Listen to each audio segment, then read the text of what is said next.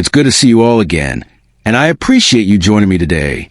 I've got a brand new story to share, and this one is personal, something that completely changed my life. So let's begin. My name is Sam, and for the last 10 years, I believe I had a solid marriage. I work as a truck driver, one of those guys you see behind the wheel of massive rigs, hauling goods across the country. It's not an easy job, long hours, unpredictable schedules, and days on the road away from home. But it pays the bills, and for a long time, I thought I was doing it for the right reasons. My wife, Tiffany, and I built a life together. From the beginning, we had an understanding, a partnership, or at least that's what I thought. I love her deeply, and I truly believe she loved me too. We had agreed early on that we wouldn't have kids. It was a mutual decision, something neither of us wanted, and we were content with that. We had our own rhythm, our own way of doing things. I worked hard to provide, spending days or even weeks on the road, while she managed the home. That was our arrangement. Trucking is tough. The lifestyle isn't just demanding, it's relentless. I was always moving, dealing with exhausting nights and sudden changes to my schedule. There were countless times when I planned to be home for the weekend, only to get a last-minute call about a delivery that would push my return back by a day or two. That was just the reality of my job. But no matter how grueling it got, I always made sure to come home whenever I could. To me, marriage wasn't just about financial stability. It was about showing up, being present, making sure my wife knew she wasn't alone. No matter how drained I was, I wanted to be with Tiffany. That, to me, was what a marriage was supposed to be. For years, I believed we were on the same page. But I was wrong. Looking back, I can pinpoint the moment I realized something had shifted. At the time, Tiffany and I had been married for 7 years. Our relationship had always felt steady, not the most passionate, but comfortable. Whenever I came home after a long haul, she would greet me at the door with a hug, a kiss, and at least a little excitement that I was back. But one day that stopped. At first, it was subtle. She no longer initiated anything intimate. Before, she'd flirt, tease, or just pull me close while we were watching TV. But suddenly, that affection was gone. I told myself it was just stress or exhaustion. Life could be overwhelming sometimes. But this wasn't just a bad week or a rough month. It became our new reality. If I didn't make the first move, nothing happened. And even when I did, it felt different, like she was simply going through the motions, doing it out of obligation rather than desire. Then there were the texts. We used to talk throughout the day, short messages checking in, sharing little details about our day. But suddenly, her responses became distant, short, delayed. Sometimes, I'd send a message and get nothing for hours. When she did reply, it was often just a simple, okay, or, yeah. No follow-ups. No questions about how my trip was going. It was as if she had lost interest in me entirely. I told myself that relationships change, that maybe she was just getting comfortable. But the truth was, our entire dynamic had shifted. I was the one always reaching out, always making plans, always trying to keep the connection alive. If I didn't start a conversation, there wasn't one. If I didn't suggest spending time together, we simply coexisted. Two strangers living under the same roof instead of a married couple. I kept hoping things would go back to normal, but months turned into years, and the distance between us only grew. I didn't want to admit it, but I felt lonelier in my marriage than I ever did when I was out on the road. Then, one night, everything changed. It had been another grueling shift. Trucking isn't just a job, it's a way of life. I had planned to be home that evening, but a last-minute delivery changed that. What was supposed to be one extra day turned into 3. By the time I finally made it home, all I wanted was a hot shower, a meal, and sleep. I hadn't even texted Tiffany to let her know I was coming. I figured she was used to my unpredictable schedule by now. As I stepped inside, the house was quiet. The only sound came from the back porch, a faint voice. Tiffany was on the phone. It could have been her sister or a friend. I didn't think much of it. I kicked off my boots, walked to the kitchen, and poured myself a glass of water. My mind was so focused on the simple relief of drinking something cold that I barely registered the words at first. But as I walked toward our bedroom, which was just a few feet from the porch, her voice became clearer. I can't stand him anymore. I don't even know why I'm still here. I stopped mid-step. My mind scrambled to make sense of what I had just heard. She wasn't talking about me, was she? Then there was silence. A pause. The person on the other end said something I couldn't make out. And then she spoke again, clearer this time. He's just too convenient. Leaving him would be too much work. I haven't loved him in years. I can't explain what I felt in that moment. It was like the ground beneath me had disappeared, and I was falling into a void.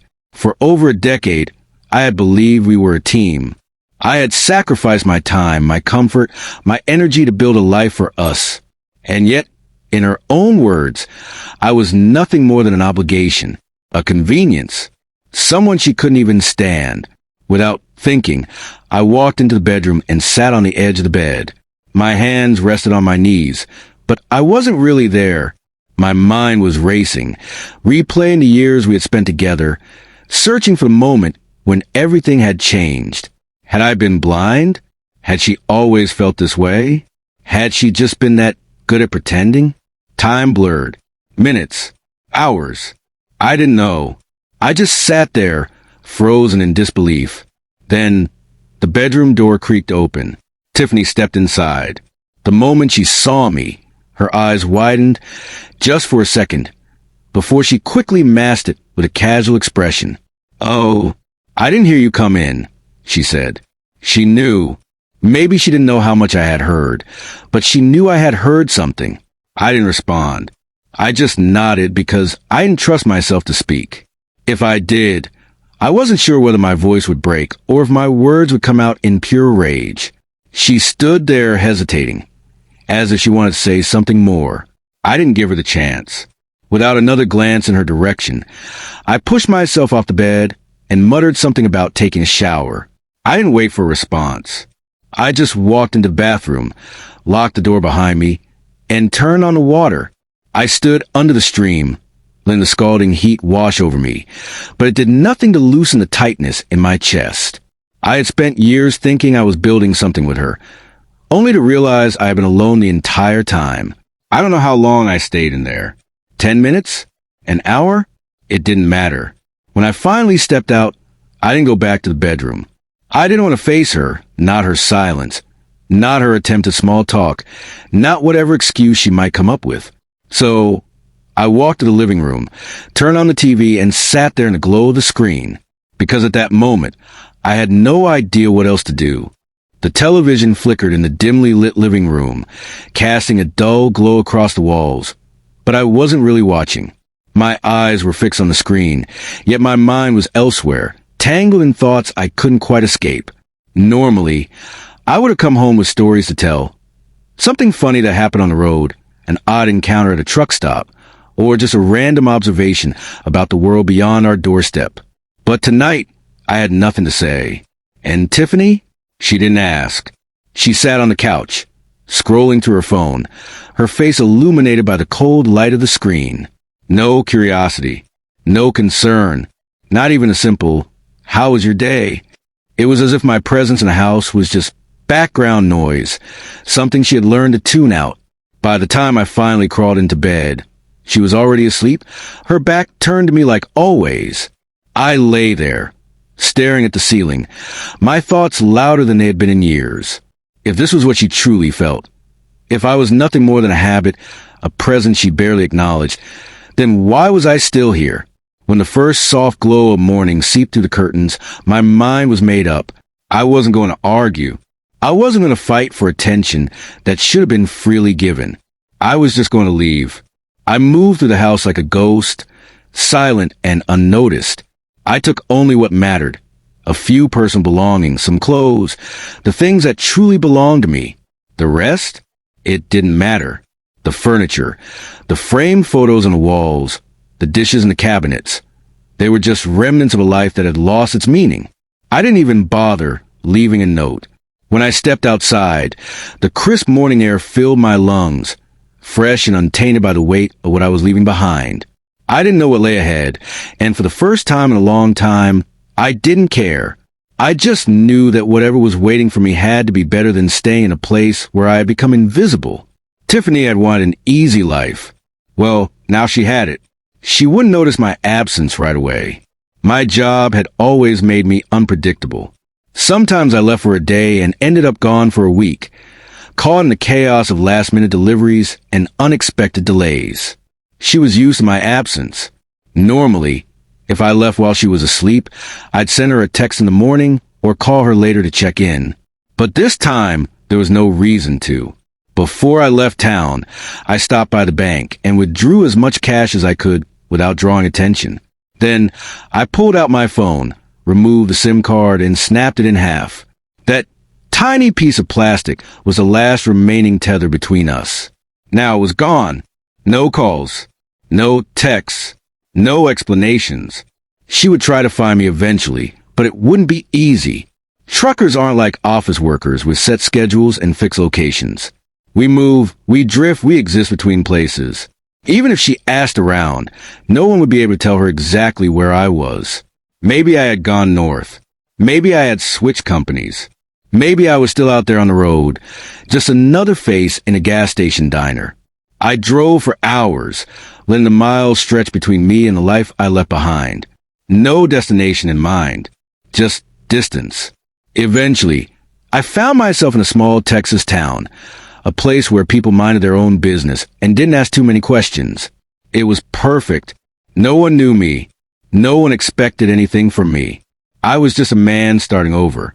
I thought I would feel guilt, regret, some kind of ache for the life I had walked away from. But as the days bled into weeks and the weeks into months, I realized something shocking. I didn't miss Tiffany. Silence wasn't loneliness. It was peace. I took odd jobs, not because I needed the money, but because I could. Some days, I worked in a local auto shop, fixing up trucks like the ones I had driven across the country. Other days, I helped elderly folks with yard work, accepting home-cooked meals as payment instead of cash. For once, my work wasn't about keeping someone else comfortable. It wasn't about duty or obligation. It was about me, back in my old life. The only real social interactions I had were quick conversations at rest stops or the occasional small talk that Tiffany could tolerate. But here, I had actual friends, men who didn't care about my past unless I wanted to share it. We'd sit around after work, drinking cheap beer, talking about life, work, and the best spots to grab a burger in town. Simple things. Things I hadn't even realized I had been missing. And the best part? No obligations. No expectations. No one waiting for me to check in. No one marking the days until I returned. If I wanted to take a road trip, I did. If I wanted to sleep in, I did. For the first time in my life, I was living entirely on my own terms. I never thought I'd hear from Tiffany again. But exactly 1 year later, my phone rang with a number I didn't recognize. Out of habit, I answered. The moment I heard her voice, my stomach tightened. "Sam, it's me." I didn't say anything at first. What was there to say? Her voice wavered, like she had rehearsed this conversation 100 times. She told me she never meant what she had said that night. That she had just been venting, frustrated, unable to express herself properly. She said she still loved me. But I had spent a year replaying her words in my head, and I knew the truth. She hadn't been venting. She had been honest. She just never expected me to hear it. At first, I ignored her. I blocked her number. But she didn't stop. She found new numbers to call from. She sent long, emotional texts, messages filled with apologies, promises, regrets. She wrote about how empty the house felt without me, how she couldn't sleep at night, how she had made a terrible mistake. She even tried guilt-tripping me, saying I had hurt her by leaving, that I should have given her a chance to explain. But I saw through the desperation. She wasn't sorry for what she had said. She was sorry for the consequences. She thought I would always be there, no matter how little effort she put into our marriage. But when I finally walked away, it wasn't love that made her chase me. It was a realization that she had lost her safety net. Eventually, I gave her what she wanted. A response. But not the one she was hoping for. "I'll come back," I told her. "But not for you. I'm coming back to end the marriage officially. For the first time in all those messages and calls, there was silence. And honestly, I didn't care. Looking back, I never planned to disappear. I just wanted her to understand what it felt like to lose someone. But the longer I stayed away, the more I realized something important. I didn't miss her. Not even a little. And if I didn't miss her, what was the point of going back? The signs had been there all along. The way she stopped texting me when I was on the road. The way she only touched me if I initiated it. For years, I told myself it was just a rough patch. Convenience is not something all couples go through. Being tolerated is not the same as being cherished. I was just convenient for her. And if someone doesn't value you, I paid the bills. Don't argue. I gave her stability. Just love. So now I ask you, what would you have done? If there's one thing I've stayed and confronted her, given her another chance? Or would you have left just like I did? Let me know in the comments. And if this story resonated with you, don't forget to like, share, and subscribe. Someone out there might need to hear this.